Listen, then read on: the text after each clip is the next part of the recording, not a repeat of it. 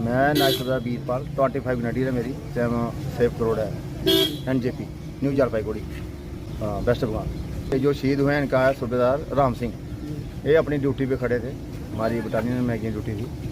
तो उधर क्या कि शाम का टाइम था तो गेट पे खड़े थे तो अंधेरा था तो हाथियों का 4-5 का झुंड आया। उन्होंने खींच दिया गेट से, खींच के फिर हाथी ने कुचल के मारा। ये अभी तो छुट्टी काट के गए थे मेरा पिछले महीने 25-26 तरीक को। तो फिर ऐसा कि दूसरे साहब थे उन्होंने छुट्टी जाना था तो इनकी ड्यूटी लगी उधर।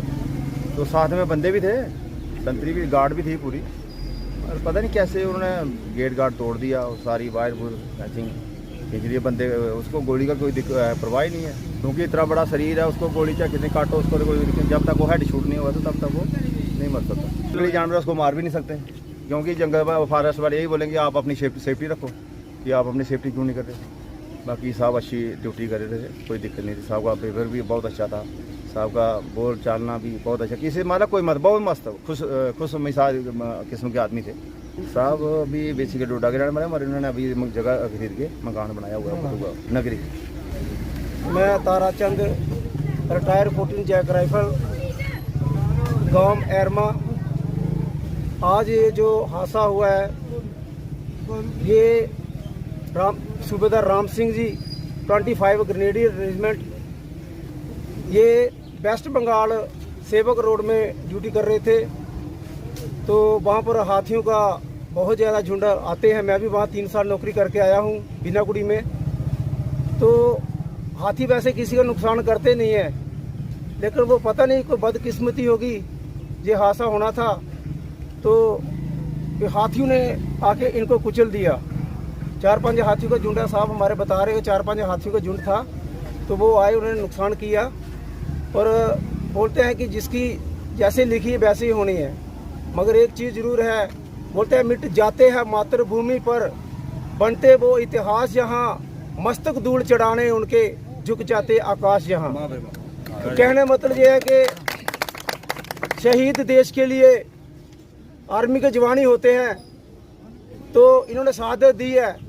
हम परमपिता परमात्मा से ये गुजारिश करते हैं कि इनका जो परिवार है उनको ये सदमा सहन करने की शक्ति मिले और इनकी आत्मा को शांति मिले और इनका स्वर्ग में वास हो।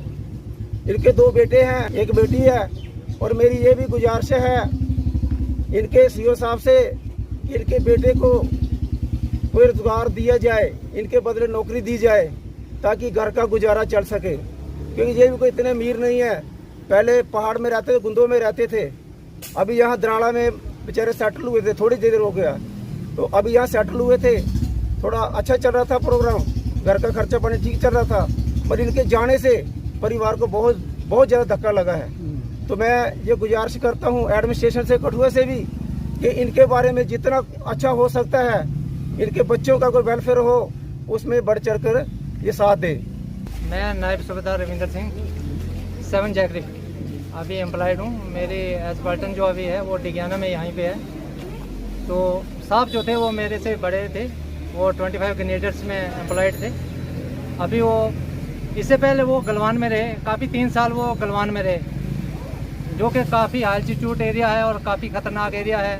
साहब वहाँ से पूरे अपने 3 साल का जो कार्यकाल करके टर्नआउट बहुत बढ़िया से, यानी काफ़ी पूरा साहब का जो है तकरीबन 25 मंथ जो है पूरा गलवान में रहा। उन्होंने बर्फ़ में काफ़ी मेहनत करके, काफ़ी एवलांच आते रहे, तब भी साहब वहाँ से निकल के अभी तकरीबन 2 से 3 महीने हुए जो साहब अभी बिनागुड़ी में पोस्टिंग हुए थे। तो इससे पहले तकरीबन साहब अभी छुट्टी काट के गए थे, 15 दिन पहले छुट्टी काट के गए थे। तो वहाँ साहब अभी ड्यूटी थे, कहीं ड्यूटी पे थे, तो पेट्रोलिंग के दौरान कहीं हाथियों के झुंड ने उन पर थोड़ा अटैक कर लिया, जिस कारण साहब के थोड़ा हेड इंजरी होने के कारण उन शहीद हो गए वो। ऐसे साहब कोई कमज़ोर नहीं थे, साहब काफ़ी, अभी साहब ने RR भी काटी है। जो पहला जो उनका टर्नआउट था, पहले जब भर्ती होने के बाद ट्रेनिंग करने के बाद साहब ने पहले बारामूला में 9 ग्रेनेडर्स में रहे थे। पहले साहब 9 ग्रेनेडर्स काफ़ी तगड़ी पलटन थी जो बारामूला में थी। वैसे साहब के हम 6 भाई हैं, हमारी मदर है, फादर अभी नहीं है, मदर है। हम 6 भाई हैं, हम सिस्टर कोई नहीं है। 6 भाई में हम 4 भाई जो हैं अभी सेना में एम्प्लॉयड हैं। सबसे बड़े वाले भाई जो हमारे घर में रहते हैं, उससे छोटे वाले CRP में हैं, उससे छोटे वाला मैं हूँ 7 जैकरी, और एक छोटे भाई हमारे अभी 298 फील्ड में एम्प्लॉयड हैं अभी। बाकी उनके 2 बेटे हैं, 1 बेटी है। तो हम जो बेसिकली डोडा गुंदो के रहने वाले थे, अभी भाई ने यहाँ पे थोड़ा सा डिस्टर्ब होने के कारण यहाँ पे थोड़ा दराला में सेटल हुए थे, 2 से 3 साल हुए थे। तो मैं उनके सीओ साहब से और साथ में कठुआ के एडमिनिस्ट्रेशन से यही गुजारिश करूँगा कि उनके जो बच्चे हैं, 2 बेटे 1 बेटी है, और जो फैमिली है, क्योंकि फ़ौजियों का तो यही रहता है, फ़ौजी आते चले जाते हैं, किस्मत में हुआ तो घर में आ जाते, नहीं तो हमें तो देश के लिए अपनी जान को निछावर करना ही है। तो इसलिए एडमिनिस्ट्रेशन से मेरी गुजारिश है कि थोड़ा उनका ध्यान रखें, जो कुछ भी उनकी सहायता कर सकते हैं तो ज़रूर उनकी सहायता करें। लड़ते हैं शेर मैदान जंग में, तिफल क्या लड़ें, लड़ते हैं शेर मैदान जंग में, तिफल क्या लड़ें, जो चलते हैं घुटनों के बल। शहीदों का हर वर्ष लगेगा मेला, मरने वालों का यही नामो निशान होगा। जय जय।